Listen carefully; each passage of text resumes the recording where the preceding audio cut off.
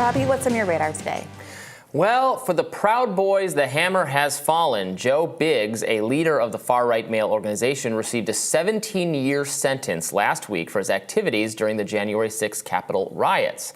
Zachary Rail got 15 years, and Enrique Tarrio, the group's chairman, will be sentenced today. He was similarly convicted of seditious conspiracy to obstruct the 2020 election certification and other serious crimes earlier this year. Now, while 17 and 15 years constitute lengthy prison sentences, that's actually considerably shorter than what the government requested. Prosecutors wanted 33 years for Biggs and 30 for Rail. That's in keeping with the government's view that they committed acts of terrorism. The prosecution asked U.S. District Judge Timothy Kelly to apply a terrorism enhancement to the sentence. Quote, Biggs committed a crime of terrorism on January 6th, and the court should not hesitate to impose a sentence that reflects the seriousness of the crime and its threat to our nation, as reflected in the sentencing guidelines, wrote the prosecutors in their sentencing recommendation document. Now, in court, prosecutors argued that their actions, the actions of those defendants, certainly constituted terrorism because though January 6th did not involve widespread destruction, exploding buildings, mass casualties, its impact on the nation's collective scarring is like that of a terrorist attack. Assistant U.S. Attorney Jason McCullough argued that the psychological fallout from January 6th is, quote, no different than the act of a spectacular bombing of a building, end quote. Now, the judge quibbled slightly with this argument, accusing prosecutors of overstating their case. But ultimately, he agreed in principle that, quote, while blowing up a building in some city somewhere is a very bad act, the constitutional moment we were in that day is something that is so sensitive that it deserves a significant sentence.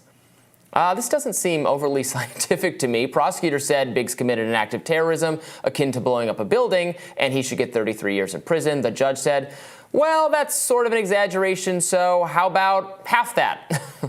Biggs and other January 6 participants undoubtedly committed crimes, to be clear. Vandalism, trespassing, in some cases violence against police officers, and for my say, they should absolutely be held accountable for the mayhem that they caused.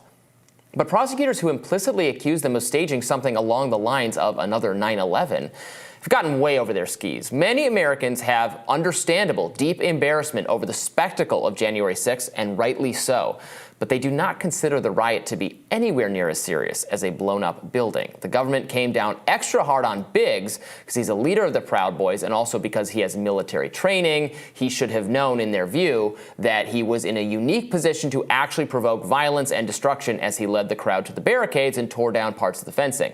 Now, again, inarguably committed crimes and should, in fact, face the consequences for them.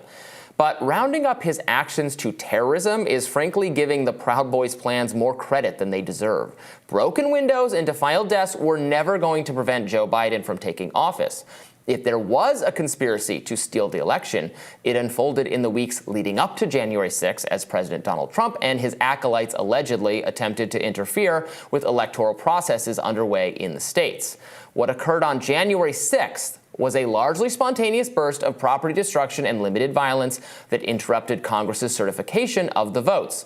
A riot, for sure, not a planned insurrection. As my colleague at Reason, Jacob Sullum, wrote when Biggs and Tarrio were first convicted, quote, the term insurrection implies a level of planning and organization that does not fit the chaotic reality of what happened that day. 17 years, 15 years, extremely long times in prison, only the worst of the worst, frankly. The most dangerous and irredeemable sort of people deserve to languish in prison for that length of time. It does the country no good to pretend that what transpired on January 6th was a terrorist attack highly and effectively organized by a paramilitary group that came within striking distance of actually preventing the peaceful transfer of power. That is magical thinking of a kind that has transfixed the mainstream media, the Democratic Party, and national law enforcement, who all believe that far-right fraternal organizations coordinated to engage in a planned attack on the nation's capital with the goal of keeping Trump in power. But no matter how desperately they believe that's what happened, it isn't. Take it from me, I was actually there. I was covering the gathering on the Capitol steps for Reason magazine at the time. What I saw was largely First Amendment protected protesting that then got totally out of hand absolutely Trump's fault for inflaming the crowd with his speech, and then culminating in an actual riot where some in the crowd smashed windows, fought with cops, and rampaged throughout the halls of Congress. It was extremely bad, and everyone who broke the law should face the appropriate consequences, and Trump should face the consequences. But we're rewriting our own history when we pretend that the Capitol was under siege by an armed group with an actual plan to take over the government. Yeah, I completely agree that the most significant criminal behavior that there's evidence for was committed by Donald Trump and his associates, his people who were indicted along with him in this most recent Georgia indictment. The alleged conspiracy to submit fake slates of electors in 7 states across the country that was intended to culminate in enough confusion that Mike Pence could ostensibly take advantage of and say, well, we're going to ignore all of these votes and get the House to decide who is going to be president of the United States instead of the people of the Republic is a much more significant crime than what anybody committed on 1/6. Moreover, the people on 1/6 were very much misled by Donald Trump and his cohort as to the legitimacy of claims of election fraud across the state.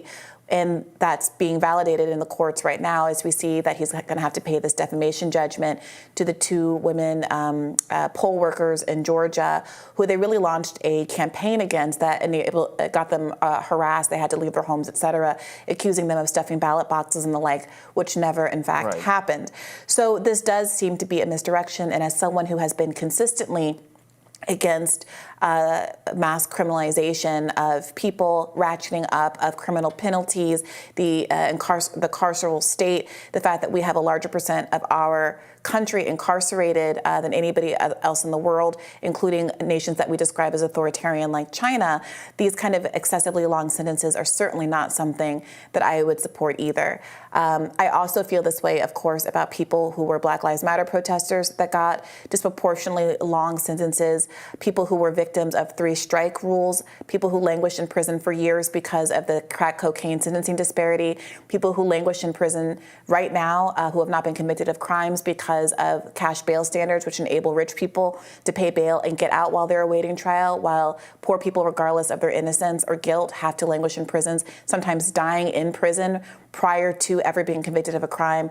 And I just hope that if anything can come of this, it's that the way that these 1/6 protesters are being treated encourages many people on the right to join in with some of the movements against mass incarceration that have been spearheaded and led by the left for so long. And against, knee-jerk describing everything as terrorism, because the extra and substantial penalties and prison sentences when something gets described as terrorism by prosecutors is it's massive. And you see what happened here, which was just they said, yeah, this is terrorism, so that's why we're asking for 30 years, and the judge is like, it's kind of terrorism, 15. Like that's just that's how sentencing goes. No, I know, and that's going to be applied to all sorts of and I know that there are many criminal justice-minded people on the left and in progressive circles who have for a long time fought these kinds of things. But then I did see when I testified before Congress some years back about hate crimes and hate crime statistics. There were questions from AOC and the other squad members about why more things are not being properly classified as terrorism, and this is where it's going to lead is Black Lives Matter protesters, anti-police protesters, Cop City protesters, right? The Cop City people are all being RICO'd actually under Georgia's RICO statute, which is related to what which you can think rightly or wrongly happening to Trump and his associates. So it's across the country rather, they have been aggressively ratcheting up penalties for environmental protests, chaining themselves to pipelines and trees, causing damage to infrastructure. Those kinds of crimes, which are, you don't have to agree with them, but are not harmful to human beings in the least, are getting people jail sentences that are commensurate with folks who have committed murder or raped children and things like that. Jessica Resniak, I think, got a 9-year sentence for participating in a Stop Oil Pipeline protest. It's also worth noting there was this interesting case of Crystal Mason back in 2016, who unwittingly, she was she had been convicted of a felony tax crime and didn't realize that she wasn't allowed to vote in her state. Of course, it changes state by state. And so she cast a vote in 2016 and was sentenced to 6 years in jail, unknowingly, because she unknowingly voted in an election. And so I do think that we have to have a wide view of aggressively harsh sentencing practices, and also look at the role that certain conservatives are playing as they argue that the reason that there is crime in certain urban areas is because of lax sentencing. There has been a real push, a tough on crime push from conservatives to say, if you live in a place like San Francisco or Chicago, the cities that keep being brought up over and over again, despite the murder rates being much higher in many southern cities, that if you live there, it's because progressive prosecutors haven't been having long enough sentences for people who have committed crimes. That argument is obviously in tension with the understanding here that there has been a increase in sentencing that is disproportionate and, I would argue, wrong.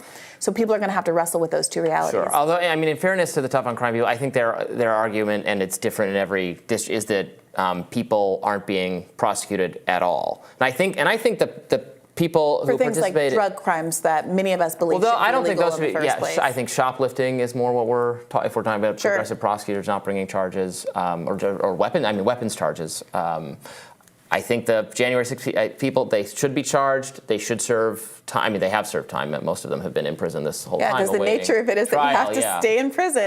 When you're not convicted yet. But yeah, 30 years, 17 years, 15 years. These are sentences for murderers. Yeah. All right, we'll have more Rising right after this.